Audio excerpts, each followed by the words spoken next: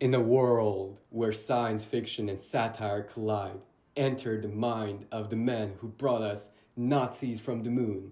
We welcome you, Timo Vuorensola. That's me. How you guys doing? How are you, Timo? I'm fine. It's been a while, almost a year. It has to be, it's autumn again, and yeah, it's beautiful. It's nice, beautiful autumn here in Helsinki, and we're really happy to have a very warm and beautiful one this year. So it's good. Great. Yeah. How does one come to that phase where he starts to create movies? Like, what was your backstory to it? I heard that you didn't really like film schools. Yeah, I was actually never really. I think I applied for a film school, but I couldn't get in. But it was like a natural, it felt like a natural thing because I was interested in music, I was interested in visual arts, I was interested in role playing games, which combined where I was able to sort of combine storytelling and character creation and that kind of elements. And in a film you can bring all of those things together, visuals and the audio and the writing and the stories and the storytelling, and it was quite natural for me to sort of gravitate towards film. I did like a short film in high school, and then later on I did apply for film school, but I wasn't yeah, I didn't get accepted. I think it was good for me because that forced me to really invent. Me and my pals who were making, we really needed to invent everything on our own. So we needed to, learn all of that, and sort of nobody was telling us what to do, which was also good because I think the first thing people would have told us is like, don't do what you're doing, like do something else, you do a short film or whatever. But we wanted to do this feature length science fiction space battle film, which was quite a crazy undertaking for a bunch of guys with no money or experience. But since we didn't know it, we were like, okay, let's do it, and then eventually we did it. And your journey began with filming the parody for Star Trek. Yeah, we started to do this whole filming. We didn't really even have a plan to become filmmakers per se, but my friend had this. He had been doing these little animations for just for himself and his friends, called Star Trek, and they were just very simple animations, which were like the parody universe of Star Trek. And then he wanted to make a feature length movie, and I had been acting in one of those shorter movies earlier, and he knew me from that and asked me if I could actually jump on board as a director to do the feature movie, and that's how we started to work on Star Trek in the Perkinning, which was actually the sixth episode of Star Trek, but the first feature-length movie of that. And then, yeah, we shot it all in Tampere, Finland, which is where I was living at the time. It's a small city in the middle of Finland, more or less. And we just started doing. We didn't know anything about filmmaking per se, nearly nothing, and we just started to learn as we did it. We were figuring things out, sound, camera, audio, music, all of those kind of things, and then obviously visual effects. That was the one thing that we had. My friend Samuli was kind of a wizard of visual effects, so he was able to really create those big space battles and science fiction environments over there. But we really didn't have that much of an experience as filmmakers, but we learned as we did, and the more we did, the more we learned. But it took a long time. We did it for 7 years altogether. It took 7 years to make that movie, and eventually it was released in 2005. To It was released in 2005. 2005. For Was the first ever internet released movie in the world. So we got a lot of people started to talk about this because they realized that sort of internet is and will be the future of filmmaking and film releasing, and obviously different kind of way. But we made it as the first guys, and that was pretty interesting. so you placed a mark in the history as one of the first films that ever came out free on the internet. Yeah, exactly. It was the first ever feature length movie that was, to my understanding, released on the internet. And we used a BitTorrent for the release. So that was the initial release. We also released it as a hard, DVD, and then later on, Universal picked it up for their distribution, more traditional way. But the initial release was on the internet, and that was the point that we always wanted that film to be available for free on the internet for anybody who could. So that made it possible, so that small film from Finland suddenly started to reach all over the world, and we got like first hundreds of thousands, millions, tens of millions of viewers, and that was really like unheard of for this kind of thing ever. So it was very very special thing in many ways. And when you were making the movie, right? I heard about how you've crowdfunded the movie, and that's like a guerrilla technique that you use for the other movies as well. And from what I know, one of the parts for Iron Skies was also highly crowdfunded. Exactly. So with Star Trek, we didn't really do that much crowdfunding. But we did it. There was a couple of scenes that we just couldn't. Usually, we were just paying out of our own pockets, but there's a couple of scenes and a couple of props that we couldn't get in any other way. So we turned over to our fans. We had a small fan base at that time, and they were we were asking like, is there anybody who can give us a couple of 10 bucks or whatever, we need this and that. And then people started to send money, and we were like, holy shit, this is actually, this is working. So we were able to, get what we needed, and, rent the location or whatever we needed the money for. After Star Trek was done, then we started to do Iron Sky. And with that, we started to develop the idea and sort of look deeper into the idea of, okay, so how does this crowdfunding work? And it was really like, it was very, very early days of crowdfunding. There was no platforms for it, or there was no Indiegogo or Kickstarter, stuff like that. They were like very small, or they hadn't started when we did Iron Sky. So we had our own system for that.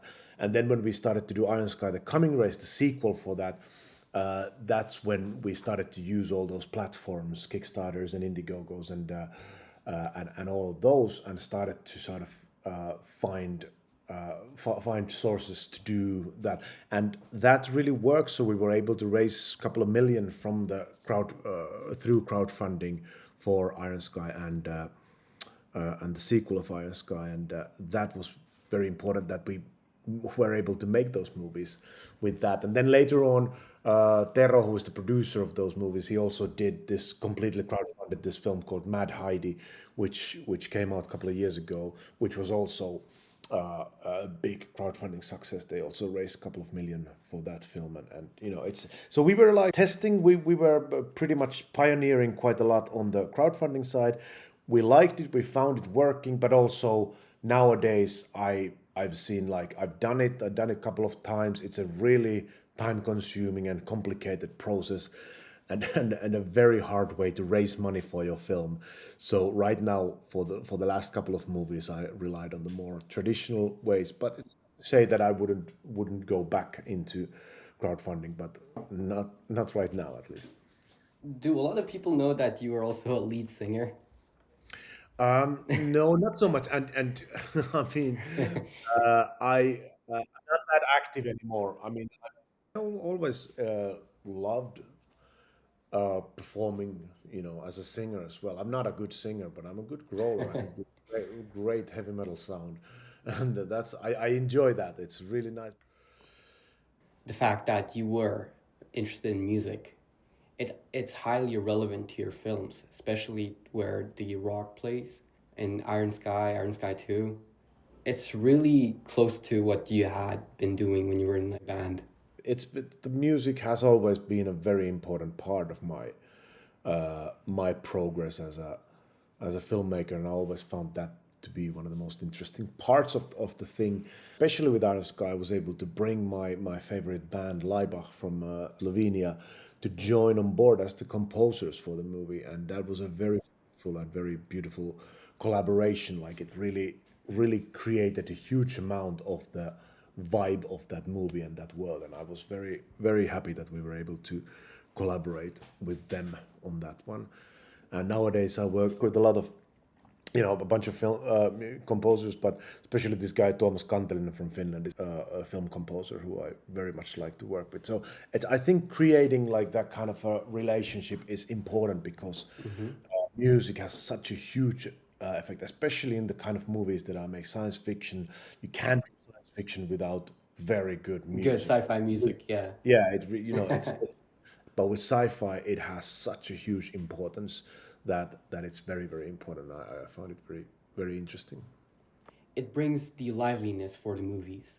And when I was watching Iron Sky, it just brought me to that world, that sci-fi world that you've created. I'm happy. I mean, it's a very important part. It is like one of the main characters in the movie is really the music and the ability to tell the story through that as well as through visuals. It's well, it's what I love. But music is not all part of it. The story and the creative aspect of it, like how did you come up with that? It's funny enough. We came up with it in a sauna. My friend had yes, my friend had this dream actually earlier, and he was talking about this dream. He said that he had this dream, and in the dream he saw this idea that there's gonna be Nazis on the moon, and then when he woke up, he's like, "That sounds great movie idea. Let's think about it." And then we started to discuss it in the sauna. We were like, "Wow, that is a crazy fucking idea." And we were like, "Okay, you know what? That's insane. If we're gonna do it, we should definitely do it, but it's not a." We have to do it a certain way. And I really like when he said Nazis on the moon, it really, I had this vision right away in my head, like, okay, this is the kind of movie it needs to be. Yeah, it's a strong idea, but also it's a tricky idea because obviously the historical connotations of Nazis and Yeah. making comedy about Nazis is a trick itself. Hmm. But I think the first thing we did was like, okay, if we're gonna do this, we have to collaborate with the Germans to do this. So we had a German production company and the Finnish production company, and that way we were able to sort of make the story work so that it was poignant enough and done the right way with the right kind of attitude. But yeah, it wasn't easy always, man. There was a lot of people and a lot of opposition to the idea, and a lot of people who said that you guys shouldn't do that, and it's too hard topic to do, and it's too dramatic thing to discuss. And what do you guys know about that? We're like, it's part of our history. All of our history we can treat it in the way we want, and it's important that we're able to approach the topic, such a dark part of European history. We're able to approach it More with like a satire and yes, more and like a comedic way. yeah, Yeah. because we've seen hundreds of those war, very very dark war Nazi movies, and they're very important. It's a very important thing, but it needs also to be able to treat it from a different kind of aspects. But the point is always the same. It is to warn you of the dangers of authoritarian fascist regimes that are all over the world. If you let them run, that they will do that, and they will become very prominent. So it's a kind of a warning message also. It's probably a nightmare to finance and greenlight that sort of project, especially It with was all the people's opinions. there was it what made it possible was because it had such a crazy audacious Uh-huh. premise that people, like, whatever they thought about the premise, they never got it. So when we went to film festivals and wherever we started to finance it, we started to talk about Nazis on the moon. Everybody was like, "Hold on a minute, what did you say?" And then they wanted to hear more because in those festivals, when you try to do those, film markets, when you finance, everybody's got a pitch and they talk about this. It's True. about this and the blah blah blah blah blah, and they come in and out from the other ear. But then when you have sometimes like a crazy topic like fucking Nazis on the moon or whatever, it's like people stop and they want to know more. And then because we were able to show them that we have this very distinctive visual style, we had Hmm. this promo which we made. That made it possible that people started to think about it. But it was not possible in the beginning. But once we started to do the crowdfunding and we were able to show to the traditional financing world That that there people is, wanted. yeah, there's There's hundreds of audience thousands of for people that. who are actually putting actual money into the Money. movie, even if it doesn't exist yet. And that was such a weird concept for so many. They're like, you know what? I think they got something, and we gotta be part of it, and that made it. Yeah, I heard that you started in like the Cannes film festivals, and it was a long journey. So it's been what, like 4 years Yeah, in order to yeah, I finance it. think it was 3 or 4 years. I can't remember exactly, but I remember the first thing would we when we decided, okay, we're gonna do Nazis on the Moon movie. The first thing my producer Tero said, okay, we're gonna go to Cannes Film Festival. We're gonna introduce it to the people. And first year, nothing really happened. Second year, we came there, nothing really happened. But people were, oh, these are the guys who are making Nazis on the Moon movie. That's funny. And then on the third year, I think, or fourth year, can't remember. Then that's when we did the crowdfunding, and in the couple of days, we already were able to raise, hundreds of thousands, and that's when it basically the ball really started to roll, and then we started to get a lot of financing buddies who were like, okay, you know what, we wanna help you guys out. So Is there some sort of reaction that you got from like the people that finance it? they were doubting because Finland doesn't do science fiction movies. We never had science fiction movies before. So they were doubting that. Also, me as a director, I've only done one movie, and that was kind of amateur. So I had never done professional feature movies, so there was a lot of questions about that. And then, of course, Nazi topic in general. I know that a lot of people said that no, we don't want anything to do with that, which is fine.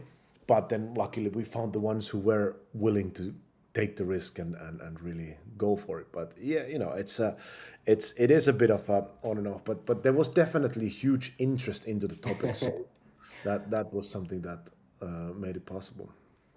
And from what I know, that movie is the one that kicked off your next career to other movies. I would say so. Yeah, it definitely is the one that sort of opened the doors. And after that one, I mean, it was a very successful movie. So we did the sequel for that one.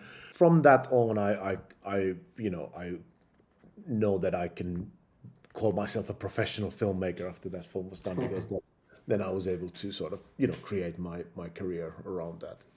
What was that pause phase after Iron Sky 1 was like before creating the second part? I was offered a couple of films after Iron Sky, and I was working on another film called Jeremiah Harm, which unfortunately never happened. But that was a Mm. film script that came from outside and was given to me to direct, and so we developed that for quite a while. But then eventually, unfortunately, that didn't work out, and then we just started to do Iron Sky: The Coming Race. I mean, the sequel to Iron Sky.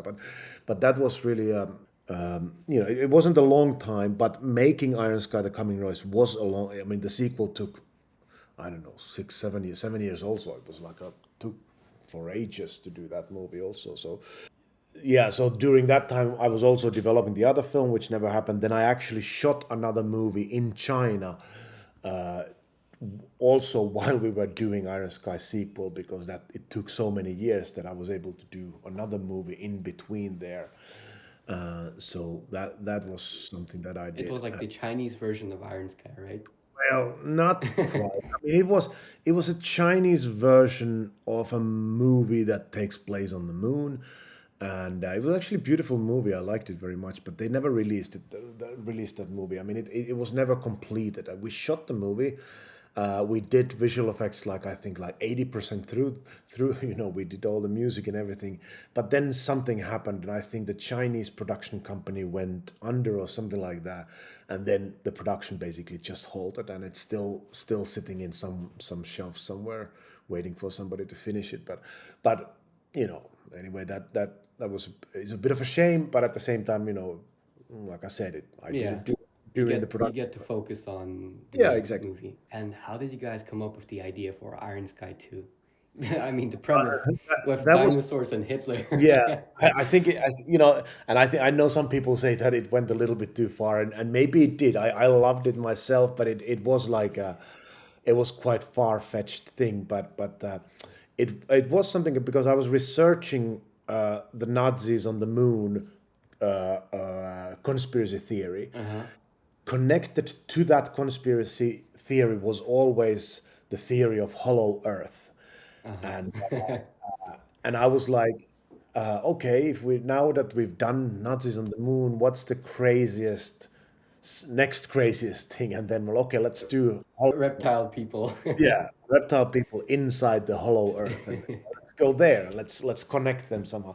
And we did that and wrote it with this guy Dalan Muson is a great writer, uh, and we wrote the story with him, and it became like the point was to make just go as crazy as you ever can with it, and we did go crazy. I mean, it was quite an insane ride, and like I said, I think it was a little bit too much even for a lot of people.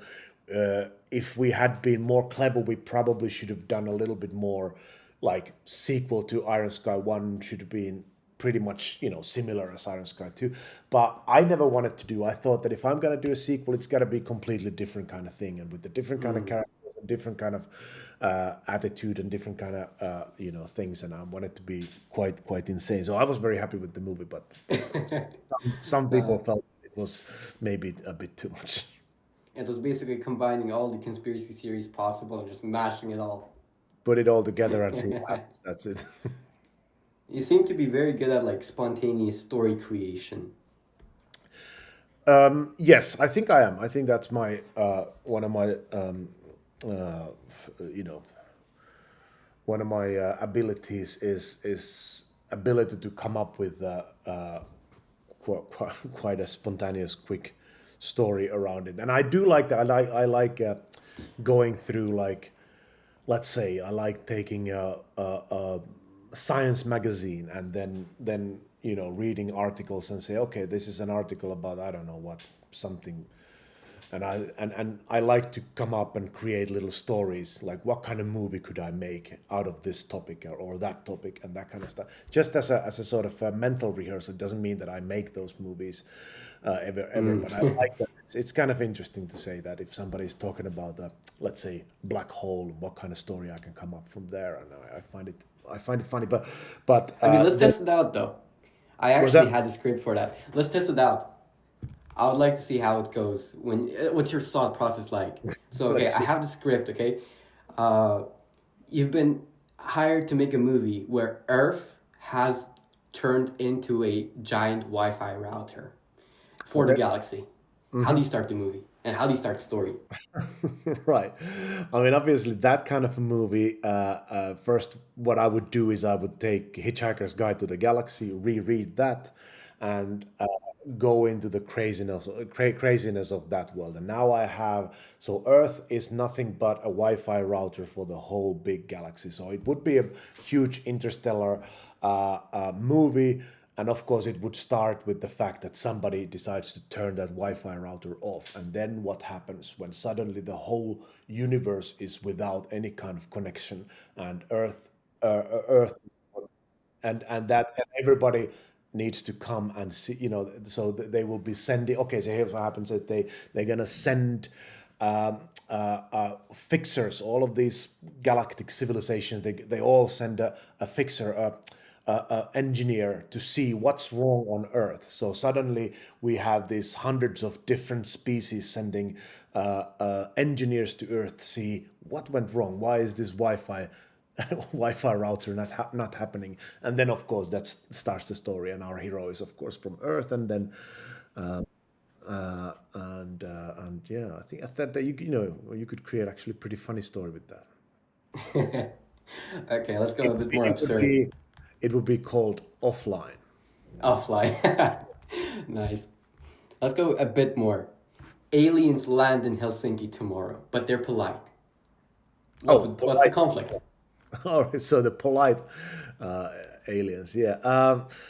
I think a story about polite aliens is quite interesting, because aliens are actually, as you think about in science fiction, they're always seen that they are always somehow aggressive. They're always somehow, they want to kill the humans.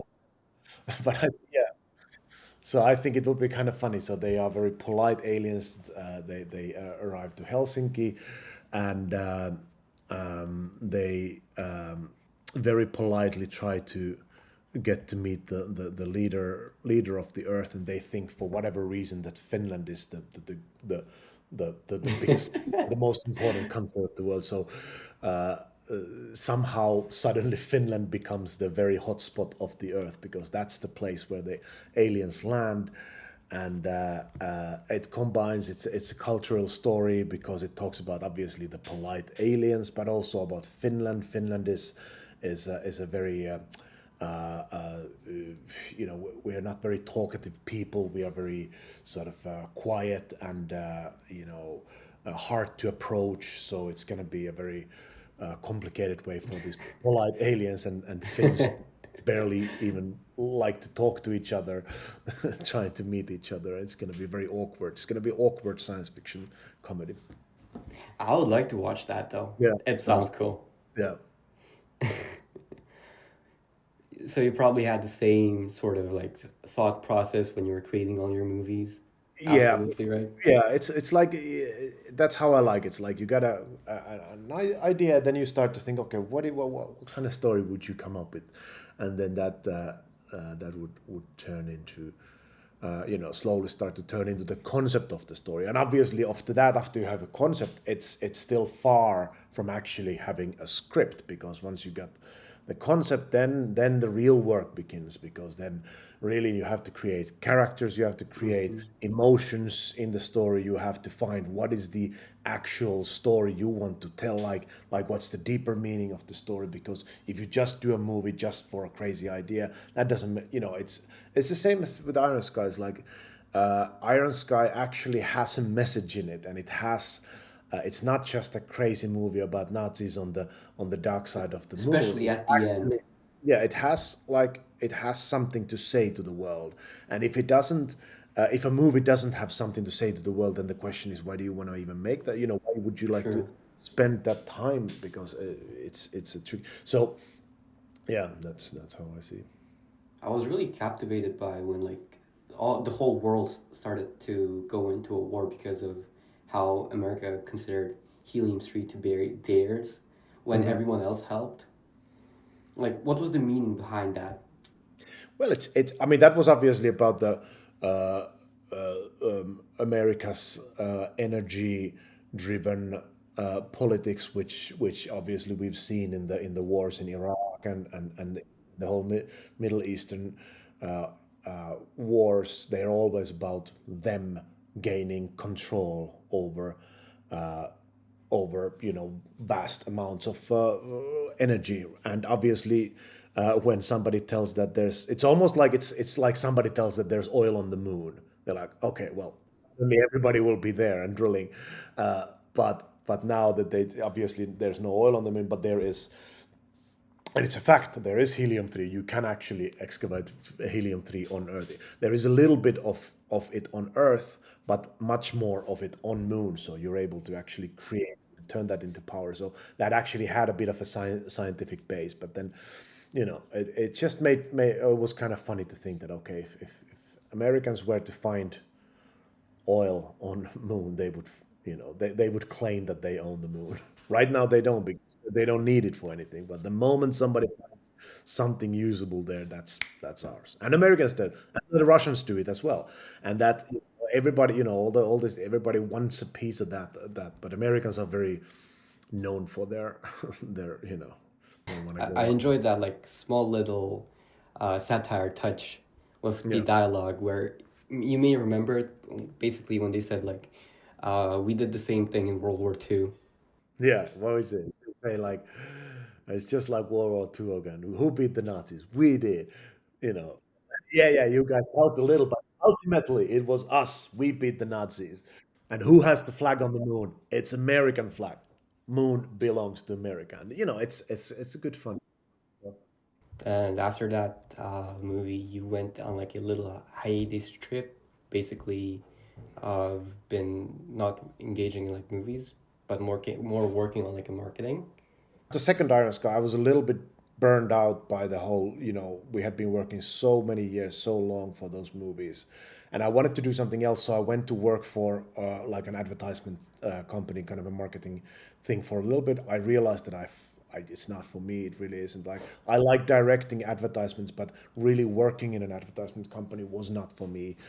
But it was an interesting experience. And then luckily, Jeepers Creeper came along, so I started to do that, and also decided that filmmaking is what I like and what I love.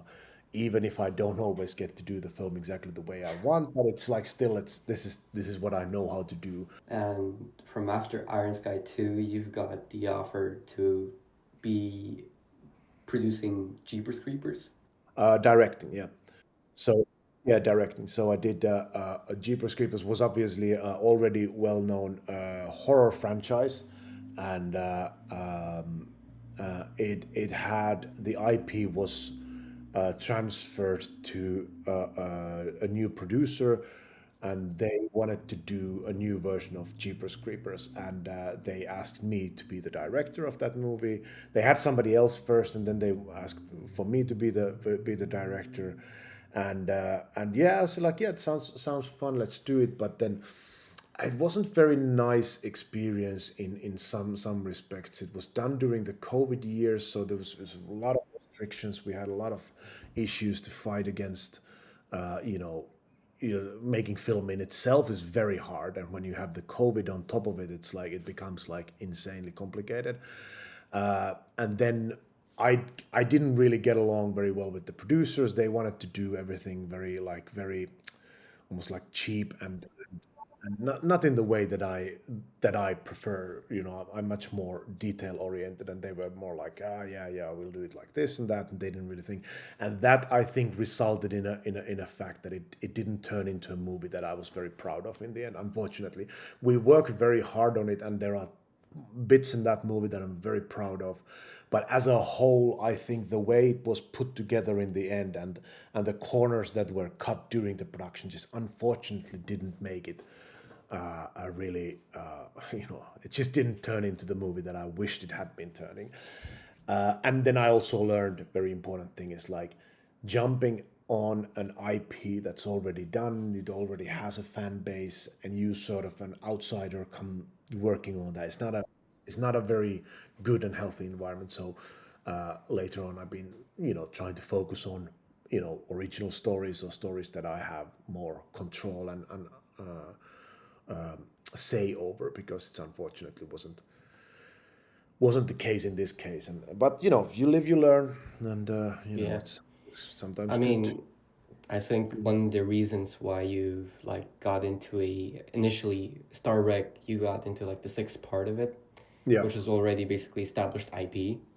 Here it's different because Star Trek was created with your friend, by your friend, Yeah, and he probably like gave the vision to you.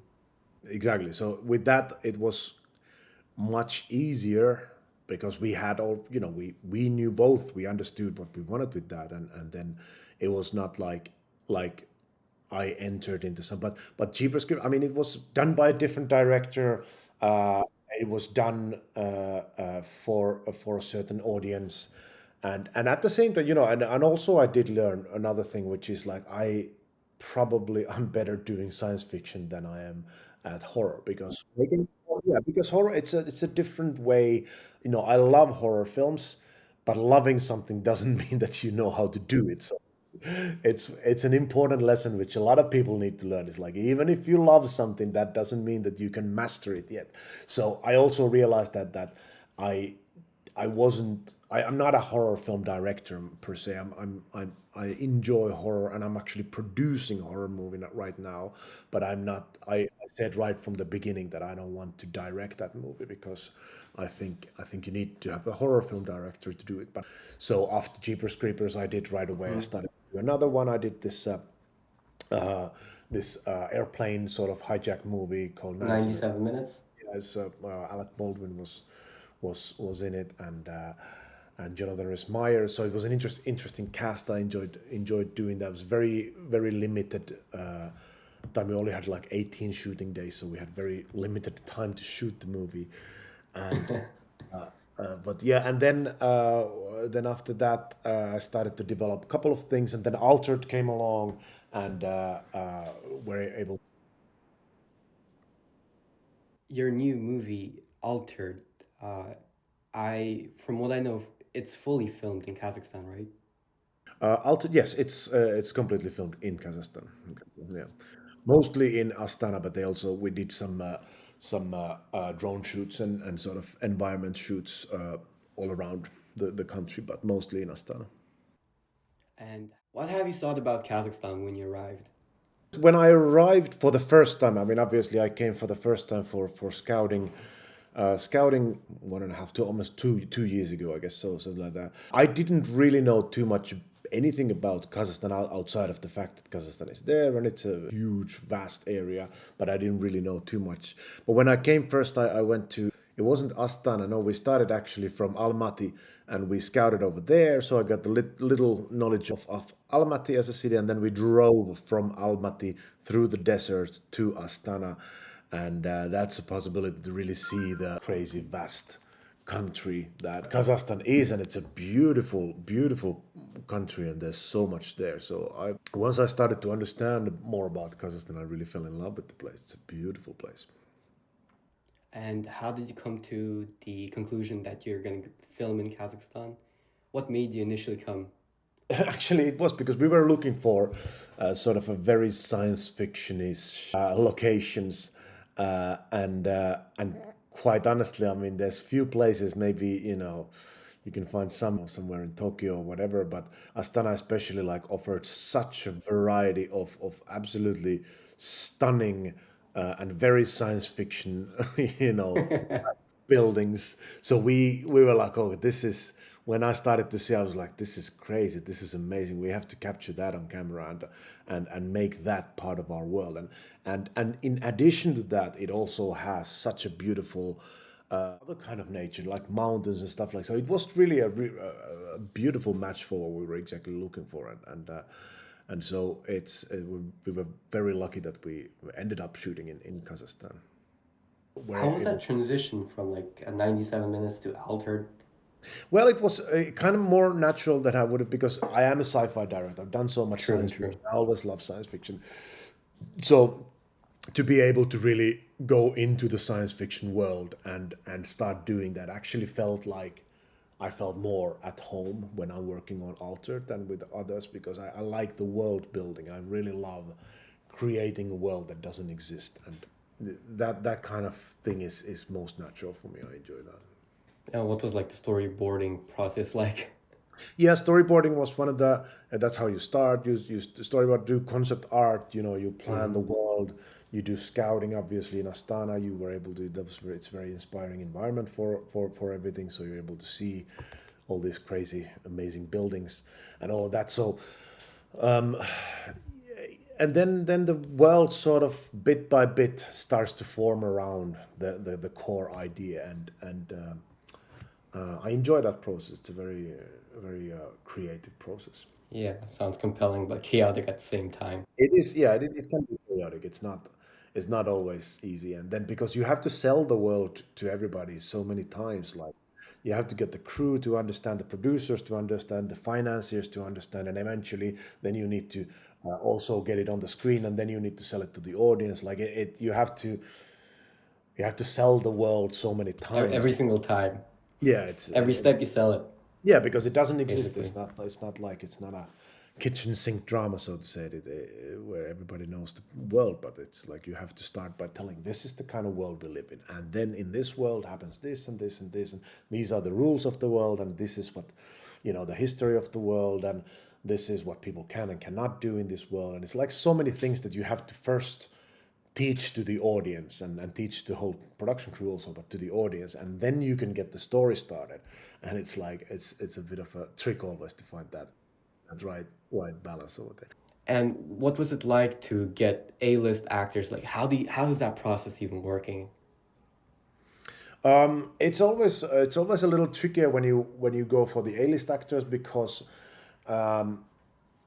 which everybody wants to work with the A-list Of actors, course. but there's only so many of them. There's not too many of those actors in the world. I mean, there's a handful of the people that, and everybody wants them and all that. So it's a process. I mean, it always starts with, okay, this is your wish list of the people you want, and then you find out who's available, who's not available, and then you find, okay, these people might be available. Then the producers, they go to the agents and they speak like, okay, this is a project, this is the thing, and here's the script, and then then the script goes to the agent, and the agent hopefully sends it to the actor, and the actor reads it. If the actor likes it, then begins the conversation about, what kind of money and whatever things are involved, and then eventually, if it seems like it's a viable solution, then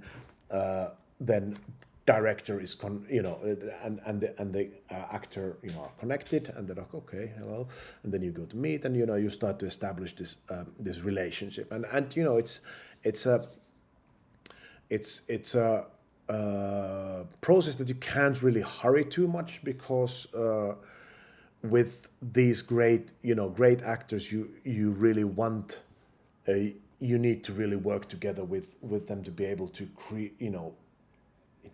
create and get what you want out of them, and that's really something that's very it takes time, but it's a nice process. I actually like working with sort of A-list actors, and I don't issue with that like some people don't. Mhm. But I'm like, yeah, I understand, and I'm willing to go. Sometimes there are some strangeness involved, and it's fine. I'm like, it's interesting, because usually they are A-list for very good reason, and they True. deliver fantastic performance, and that's what you want. Ultimately, that's what people come to see in the movies. It's not the world, it's not the fight scenes, it's not the this and they really come It's there for to the see actor. great performance that they can fall Y- in love with, and if that happens, then you've done your job, and it's a good one. Yeah, I mean, you've got a really famous actor for this upcoming movie. Yeah, we got actually a bunch of them, and especially Tom Felton is Tom Felton, yeah. he's he's a fantastic guy, so that's that. Yeah. So it's been great to work with you and working with Tom Felton, and it's been actually so it's like a magical journey with working in a movie and like being part of it. I'm stoked to have been part of the movie and wish it goes really successful. Thank you very much. It's been a pleasure working with you, and I really loved also working in Kazakhstan. And yeah, I think we have a good movie, a very good movie in our hands. So I can't wait to get it out there. It's going to be fun. And Tom is great. All right. Well, thank you for joining the podcast. It's been lovely. I appreciate it. It's been my first pod, so hopefully you enjoyed it. Absolutely, I did. So yeah,